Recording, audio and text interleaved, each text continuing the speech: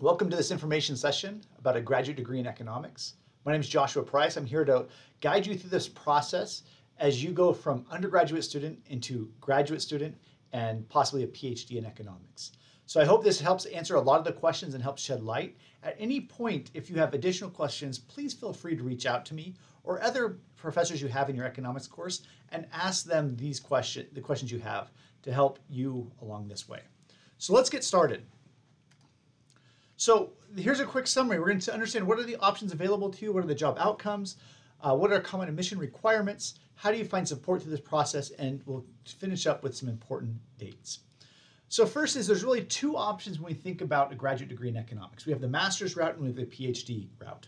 The master's route is typically, these are 1 to 2 year programs where they're focused on doing a first year of core economic courses and then a second year of field courses. The focus is on developing economic theory, rigorous quantitative and analytical training. And with those skill sets, it opens up different job opportunities for you than you would regularly have as an undergraduate economics major. A PhD in economics is going to be slightly different. It's going to have those same first 2 years, but it's now adding on this research component. The years 3 through 6 are your writing dissertation years. And so it's taking all the skills you get from a master's degree and adding research skills at a much higher level. And so if you're looking for options to be able to do research either in academia or in the business setting, then the PhD is for you.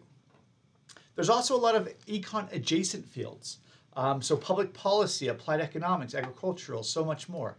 You can click on the link here that'll take you to the AEA website. And this is where each university, it'll have a bunch of different econ related graduate programs. So it's not just economics, but maybe find the right match for you. Maybe you're focused more on the policy analysis, and maybe a public policy might be where you want to be. But this is going to talk specifically about economics, but a lot of these same principles are going to hold for these econ adjacent fields. So we think about what does it take to get a master's degree to be admitted into a program in master's degree in economics. Well, the first hurdle is going to be the quantitative section of the GRE. So you're going to encourage to take the GRE. Now, keep in mind, each school has their own requirement. Some schools will not require the GRE. So for each school you're interested in, check to see what their requirements are. But the GRE is a standardized test designed to test your quantitative skills. This is oftentimes the first hurdle that schools look for students above a certain standard, and those students are the ones that get evaluated. Students below that standard get cut. And so that's what we want to think about. The second thing is your coursework. A lot of time for master's degree is they're looking for intermediate level economics courses that are calculus based. So they're going to look for your 300 level courses, they're going to look for calculus, and it's recommended that you take not just 1 semester, but up to 3 semesters of calculus and even a semester of linear algebra. The other thing that's going to be required for master's programs are letters of recommendation. They're going to have your professors attest to and recommend your ability to succeed in a master's program. I have found that a lot of times for students, it's their research experience as undergraduates that is a great qualifier for being admitted into a master's program. Because in the master's program, a lot of times students are going to write their own dissertation thesis, and having research experience as undergrads can be very valuable. A PhD in economics requires a lot of the similar things, but I'm going to go into a few more details about this. So as I mentioned here, each school has their own requirement for the GRE. This again is the first hurdle. So getting a perfect score is not going to guarantee you admission and full scholarship to any PhD program in the country. So each university and program is going to set a minimum score, and you're going to want to overcome that hurdle. So as you are preparing for graduate school, I highly encourage that you prepare to take the GRE. This might mean taking practice tests, even spending some money on study skills, and even taking a GRE prep course. But do what you have to do to get above that benchmark that you need to be competitive for the schools that you want to apply for. The second, and I've seen this a lot, is a resume. So just make sure you're tailoring your resume to graduate school. This is of lower importance, but it's something I've seen this year that several PhD programs require. This statement of purpose is really important. And this is where you're going to spend a lot of time writing, revising some more, and even more revisions on this statement of purpose. This should be the best and clearest signal of your abilities as a future researcher. So avoid information overload and noise. Try to get right to the point that's going to highlight your desire to do research and the type of research you will do. So I discourage you from telling your life story. Right? You might use anecdotes, but don't tell your life story as this is my pathway and the PhD is the next step. Really, this might be done in 1, maybe 2 pages, but delete the minutiae and the cliches. Keep focus and try to show what kind of writer you are. Also show what type of scholar you want to be. Talk about what your research interests are. How might it relate to the individuals within that department and program? I would talk about how you generate new research ideas and questions. And if you have any gaps or weaknesses, make sure you address those in your statement of purpose. Make it easy for people to skim this, meaning that the first topic sentence of every paragraph should be stellar, should be all-star, and so that takes a lot of revisions. Just kind of what my statement of purpose when I applied to graduate school is I used an anecdote, so I didn't tell a life story, but I mentioned that I was a transfer student from a community college and then went to a 4-year private university. So my research wanted to focus on how individuals choose colleges and how individuals choose majors within colleges, partly because of my background. And I talked about some ideas that I had because of my background that led to some questions. I also mentioned specific professors by name that I'd like to come to this university to work with this professor on these types of projects that they are working on. And so think about what your statement of purpose is and how that might send a good, clear signal of your ability as a future researcher. Next is your transcripts. So your overall GPA is important. I'm not saying that. But what I am saying is that there are specific courses that they're going to look at to see your performance in those courses. Here at BYU, those 500 level courses are going to be critical to send a signal of your ability to succeed as a PhD student. They're also going to look for specific math courses. So they're going to look for those 2 semesters of calculus, as well as multivariate calculus, linear algebra, and Math 341 is the proofs of the real analysis course. Those are going to be very important and are required to get into top-tiered PhD programs. It's also highly recommended, having taken that many math courses, that you major or minor in mathematics. Send that signal of the type of student you are. On our economics website, there's other courses that are recommended. I encourage you, spend some time here and think of other courses you might take. These might be in computer science, might even be in statistics, but check out this website. These are great resources for you to think about what you can do to prepare in terms of the courses to take before graduate school. You're also going to need letter writers. These are very important. You're going to need 3 letter writers. It's encouraged that you choose professors who are more familiar to you and familiar with you over the prestige of the professor. So you can go to the professor who has the best publications in the department, but if you've never really worked with that professor or had a good classroom experience with that professor, that might not be a good professor to write a letter, even though they have a very prestigious name or research agenda. Focus on coursework and research.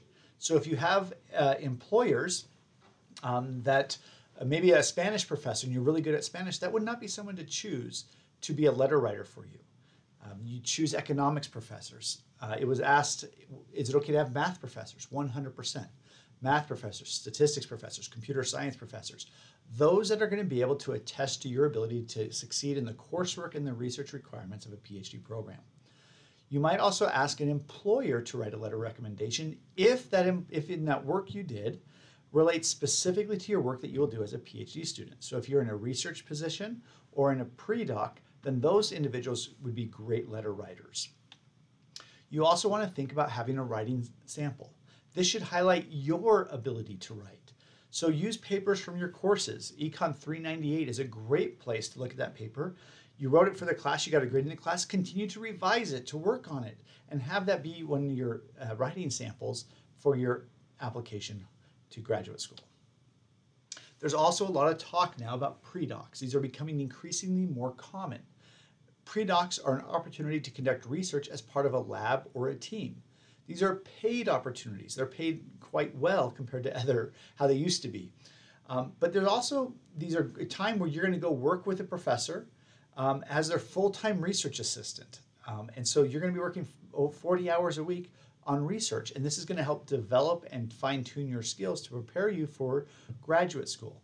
For top programs, these are becoming increasingly more common, and you might want to consider doing a pre-doc in preparation for application to some top-tier economic programs. How do you get a pre-doc? Well, these are less formal application processes. Some are looking right now, actually. If you're on Twitter, at econ_RA is a great Twitter account that retweets all the different postings they see of individuals looking for pre-docs. So here's a few examples. So Nathaniel Hendren is looking for a pre-doc looking at policy impacts in MIT, right? You have another one here, the New York Fed is looking to hire pre-docs. So this is both with individuals, within research groups, within an organization like the Fed. Here's Zach Bleemer. He's hiring 5 new econ RAs to join Princeton in the summer of 2025. So all of these postings were in early September looking to hire pre-docs for the summer. So it's a market that starts fairly early. Now this is why you'd want to get involved on campus. Zach Bleemer was a guest, was an invited scholar that came to campus in the fall of 2024 here at BYU. So had you interacted with him there, that would have been a great time to meet with the different seminar speakers and ask about pre-doc opportunities. Now at the time of this presentation, I just looked up a few other pre-docs. So here's one by Dinah Pomeranz, looking in Zurich, looking at specific topics and some internet social well-being across different countries. Here's one, Jeffrey Lynn, looking at neighborhood changes, housing and highways and innovations. Even Wharton School is looking to hire a group of pre-docs to work on several different topics. So these were all ones that I found on Econ RA Twitter account, and that account again is just trying to disseminate information on pre-docs. So consider if you're looking for a pre-doc, that's going to be an early process, about the same time that job market process clears. But that's a great step towards being admitted to a top-tiered PhD program. So how much does it cost? Master's programs have a lot more variation in costs. Some programs offer scholarships, but very few offer full scholarships. As you go to master's programs, you have to consider in-state versus out-of-state tuition. And so that's one thing to think about, is there's some financial aid opportunities in master's programs, but typically in a PhD program, the financial aid opportunities are much more generous. So typically schools provide a fellowship or stipend for students. This stipend will cover tuition, health insurance, and even a stipend, in addition, actual monthly payments for you during the school months. It usually does not include the summer months. You can get additional work to be paid over the summer. But with these stipends, oftentimes there's a requirement to do a teaching assistantship or a research assistantship. So you might be a research for a faculty member, and they're going to pay you, that stipend is going to come from their research funds. As a teaching assistant, many programs rely on PhD students to be teaching assistants. It might start your first year as a simple grader. By your second year, you might be a full-on teaching assistant, and even by your third and through sixth year, you might actually be the instructor of record for specific courses. So as you look at different programs, look to see what their funding package is. These can range anywhere from $30,000 up to $60,000. And so there's different packages at different schools, so we want to consider that as a cost. But typically, most PhD programs don't require you to pay tuition if you are in their top list of admits. So now take some time. If you have any questions about the application process, again, feel free to reach out to me, joshua.price@byu.edu, or reach out to with your questions to any other economics professor you have. Now let's talk about the outline of the PhD program. So the typical PhD program is going to look very similar to this. Your first year of courses, you're going to take courses in microeconomic theory, macroeconomic theory, mathematics for economists, game theory, and econometrics. And then at the end of the first year, you're going to take qualifying exams, typically in micro and macro. Some programs might have one in metrics. To continue with the PhD, you need to pass these qualifying exams. That's why that first year is so important. And it's very theory-based, which is why we recommend, and many programs require, lots of mathematics as undergrads, because that's gearing and designed to prepare you to succeed in those first year theoretical courses. So the question is, should I take this math class or not? Is it going to help you succeed in this first year program of first year of the PhD program? And that's why it's really encouraged to take a lot of math courses. Now, after that first year program, for a lot of students, it's going to change. Now, if you stay in the theory field, it may not change as much, but a lot of individuals are going to enter into applied fields. In that case, this is when you take courses focused on your field of study. So I took courses on health economics, on labor economics, and economics of education. And this is where you would take your field-specific courses. These are designed to give you a foundation upon which you're going to write your thesis. So as you think about what your specialty is in economics, you're going to take these field courses in preparation for that. Now, some programs are going to require a qualifying exam after the second year. And so that's where you want to look at each program you apply to see the details of that. After you complete the second year, this is where the fun really begins. And this is what differentiates the PhD program from a master's program. At the start of your third year is when you're going to start forming your dissertation committee. Individuals are going to help guide you and mentor you along the research process. You then have a lot of unrestricted time to work on your own research. You'll be able to participate in seminar series. You'll be able to work in research groups. It's also highly encouraged and recommended you attend conferences to see that research process. But you're going to be able to work for 2 to 3 years during these dissertation years on gathering data, coming up with questions, analyzing data, creating theories, proving theories, and this is all part of that research process. Then as you get to your final year, typically this is where in September and October you put together your applications and are applying, and we call this the job market. At this point you're on the job market and you start applying. November through March is the interview process. Typically there's a first round of interview. Today it's starting to be more common to have Zoom as your first round of interviews, followed by fly-out interviews. And usually by February, March, you'll have job offers to know what your next job is. And then April to May is with a job in hand, you'll start to defend your dissertation. And unlike Studio C, there usually are not swords involved in the dissertation defense. So how do you decide where to go? Well, a lot of people decide, well, I want to go to the highest ranked schools. Well, what are the highest ranked schools? Well, you can click, the AEA has a great website here where it has different entities that rank the best economic schools. So one way is to go to the top ranked school. This graphic here is from Todd Jones, economics professor at Mississippi State University, and he shows the pathway of undergraduate institutions toward PhD programs, and then you see there's a lot of upward mobility there, but there's also, once you get to the top PhD programs, to get a job in a top PhD program, there's a lot less upward mobility. It's typically downward, meaning that if you're at a top economics program, it's easier to get a job at a top economics program. If your PhD is at a lower ranked economics program, it's much harder to get a job in that higher ranked economics program as your first job. So rankings can be important.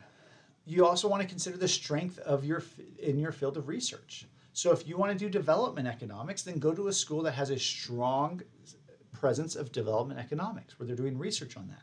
If you want to do industrial organization, find a place that focuses on that and specializes in that. You also might want to consider option value. You might change your research interests while you're at a university, and going to a higher ranked university oftentimes allows you more option values, where lower ranked universities may not have as many specialties as the larger departments.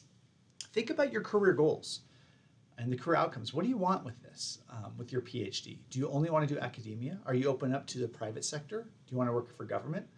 As you look at different programs, look to see where they place their students as a guide for you of where you might be placed. But most importantly is find the right match for you. I can't stress this enough that finding that right match is more important than any ranking or school name. So how do you do research? Well, here's some questions you can ask in different processes. Start asking, who are the faculty at each of these schools? What are they currently working on? Would you want to work on those projects? Don't look so much at their published papers as look at their research papers. Look at the research they have in their pipeline, because those are oftentimes the projects you're going to be a part of. But look at their overall research agenda as a part. Do I want to be a part of that? Do I want to be mentored by someone like that? Look at PhD candidates. Go ahead and reach out to them, talk to them. Look at their recent job placements. This is a good predictor of future placements. It's okay to reach out to current students or to recent grads of a program and ask them some of those tough questions that you might have about that. Also consider geographic locations. Sometimes you might be in a dual search and being in a certain area may not work for you. So find to see where the best geographic location might be for your objective function.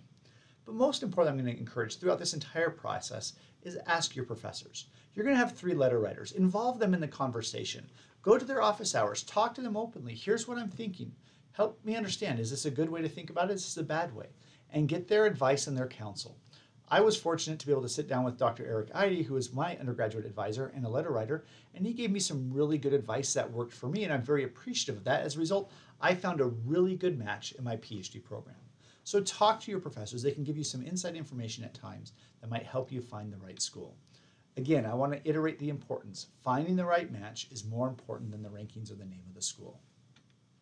So what's the next step? Well, first is you have to make a decision. Are you going to do a PhD or not? Are you going to go to graduate school or not? There's a lot of things. If you're not sure about that decision, talk to your professors, talk to other students. But if your decision is yes, I want to get a PhD, then you should let your professors know. Go to their office hours in the econ, math, and even statistics classes that you're in, or computer science, and let your professors know, I'm interested in going to graduate school. Ask them, what are ways that I can better prepare to be a good candidate? They might be able to help find you opportunities to prepare better for graduate school. Plan your classes. Sit down with your academic advisor, look on the website for the specific classes to take to make sure that you've met the requirements of the programs that you're looking at. The other thing is I'd highly recommend is become a research assistant. Ask professors for research opportunities to see if research is something that you enjoy doing. If you are an undergraduate research assistant, it's much easier to realize this is the life for me. Or you might realize maybe this isn't the life for me. So even if you're on that fence and you're not sure if you want to go to graduate school or not, I encourage you, reach out for a research assistant position as a way to screen yourself whether a PhD would be good for you. Now let's suppose that you are making the decision and now it's time to start applying. Well, typically between July and September is when I encourage students to prepare for and take the GRE. I'd say July to September because you can, if your score is not what you like, you can retake the GRE. And this gives you time to do so before the deadlines of the applications. By September and November, I would encourage you to start reaching out and researching which schools you want to go. Look at the professors, look at their CVs, the research they're working on. Talk to your professors about different ideas from there. By October, you should have asked your professors to be a letter writer. This will get them a chance to, if they don't know you already, maybe a chance to get to know you a little bit better. Again, choosing familiarity over prestige. And then realizing by December 1st, that's when the first round of deadlines are due. So I encourage you guys to make sure you're on track for this and to reach out and receive support from others around you. Later in the winter of 2024, we'll have a discussion and a video about how to be successful in a PhD program. I'll talk more about the details about how to succeed as a budding young economist. Now, there's a lot of stories about grad school, and sometimes they're meant out there to scare you. I will tell you right now that the graduate school experience I had was one of the most challenging times of my life. The academic rigor was something that was beyond what I expected. I lived far away from home and from family members for most of the time. There was a lot of uncertainty involved. There was a lot of stress and anxiety. I believe that this will be part of most of your graduate school experience. But don't shy away from it because of those, because with those challenges came great blessings. I personally learned about the enabling power of the atonement. When you ask, and people who know me, and they realize you went to Cornell to get a PhD, you would not think that's possible. And part of it is it wouldn't have been possible without the support of the Spirit and the Savior Jesus Christ. So I encourage you to rely on that enabling power of the atonement. I learned a lot about my potential. I learned that I can do a lot more than I realized, that I can rise up to very high levels if I challenge myself and if I receive that support. I also gained some of my closest friends in that graduate school experience, as did my wife. So my wife worked our first year when I was at graduate school, and then she stayed home as we had kids.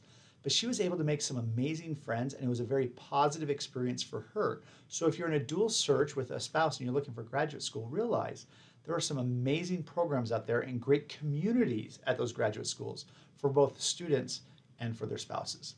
It also set me on a career track that has allowed me to pursue my goals. As I've been in academia at a research university, I even left academia to do consulting for a while. Having a PhD in economics has opened up many doors that has allowed me to pursue the career goals that I have. Lastly, on your academic path, I want to pass on the advice given in Joshua 1:7. I firmly believe that this is true. It says, "Only be thou strong and very courageous." That is something I'm going to encourage all of you to do during this process of deciding to go to graduate school. Be strong, be courageous, take those leaps that might be outside your comfort zone. Have confidence in yourself that you can succeed in these programs. This next sentence is important. But thou mayest observe to do according to the law. I firmly believe that if you are guided by the Spirit in these process, that you will have guidance and clear sight to know what is best for you in your path in life. So keep close to the commandments, keep close to the Spirit. And if you do so, here's the promise you guys will be able to realize, that thou mayest prosper whithersoever thou goest. There is great success to be had. It's a hard path, but one that you will be strengthened along that path by many individuals and by the divine. And I wish you the best of success as you continue on this path.